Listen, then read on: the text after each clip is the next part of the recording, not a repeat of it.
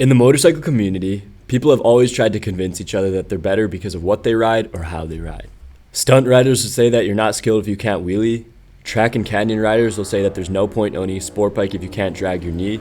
And 1000cc riders will say that other bikes aren't valid because they're slow.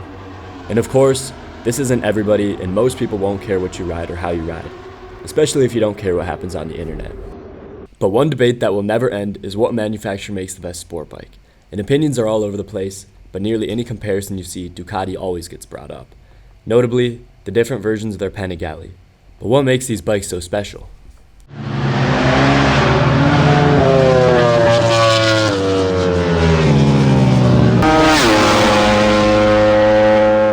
When I first looked into this, I wanted to compare numbers, which would make it easy to compare how good the bike is versus other bikes, like recent racing success, horsepower, weight, or price.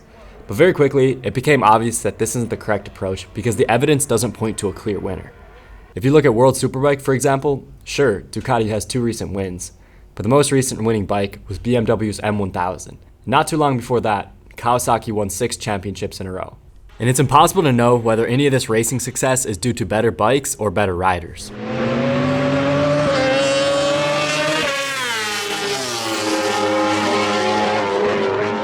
If we look at track comparisons on YouTube, some of them will show that the Ducati's better, but then the next, it'll be beat by an old Gixxer 1000, even after the riders switch bikes.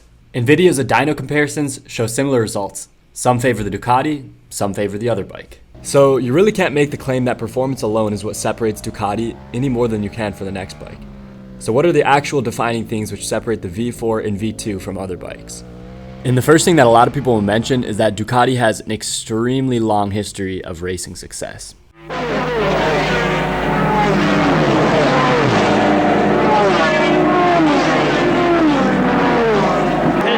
Paravano through Craner curves, 6th gear, 140 miles an hour. They're feeling their way slightly at the moment until they get used to the track condition. But obviously, most of this racing success didn't happen on any recently made Ducati. So just because a company has a long history of racing success doesn't necessarily mean that their new bikes are still on top.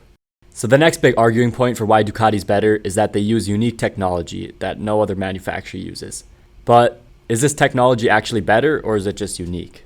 As far as technology goes, I would say the most significant difference between Ducatis and other sport bikes is that Ducatis use Desmo valves as opposed to spring actuated valves, which are used by every other manufacturer. For those of you who don't know, back in the day, many performance motorcycles were bottlenecked by the valve springs not being able to close fast enough at high RPMs. This is known as valve float, and it can cause the engine to lose compression, or even worse, it can cause the piston to hit the valve, since the valve doesn't close and move out of the way in time. To get around this problem, back in the 50s, Ducati introduced Desmo valves to their performance motorcycles, which mechanically push and pull the valves open and closed. This eliminates the need to have springs to close the valves, and it allowed Ducati motorcycles to rev to higher RPMs since they didn't have to worry about valve flow. But the superiority of Desmo valves was short-lived because by the 90s, Japanese manufacturers found a way to push spring-actuated valves to higher RPMs using lighter materials. A prime example being the CBR 250RR, which had a red line just shy of 20,000 RPM.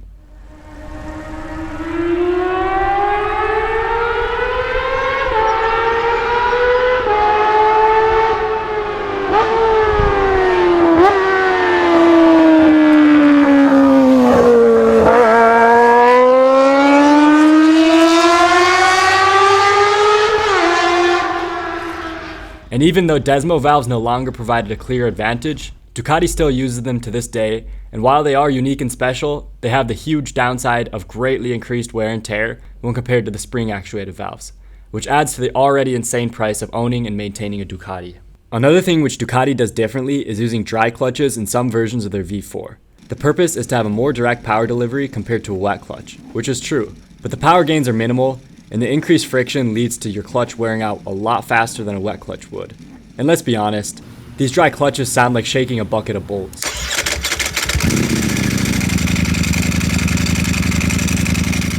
Now, the reason that Ducati makes these design choices is because these are track or race motorcycles which are supposed to have no sacrifices to their performance.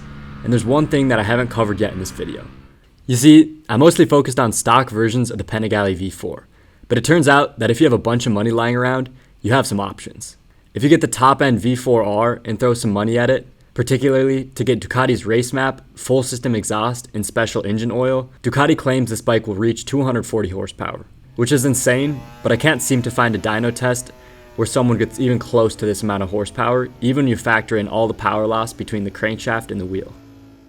But if you have over $100,000 sitting around and you're lucky, you may be able to get your hands on a Ducati Superleggera V4. This name, which translates to super light, is no joke as the bike weighs about 400 pounds wet and makes 210 wheel horsepower. This insane power to weight ratio of the Superleggera V4, along with its other features, make it possibly the best street legal motorcycle for the track. Will any of these features make you faster on the track on a Ducati as opposed to another manufacturer's bike? Probably not. And that's because the differences in performance between leader bikes these days have gotten so small that the only real difference is the capability of the rider. And this doesn't take away from the racing heritage or special technology that Ducati uses. And if you like that, go for it. But just remember that the fastest track or canyon bike for you is the one which inspires you the most to go out and improve your skills.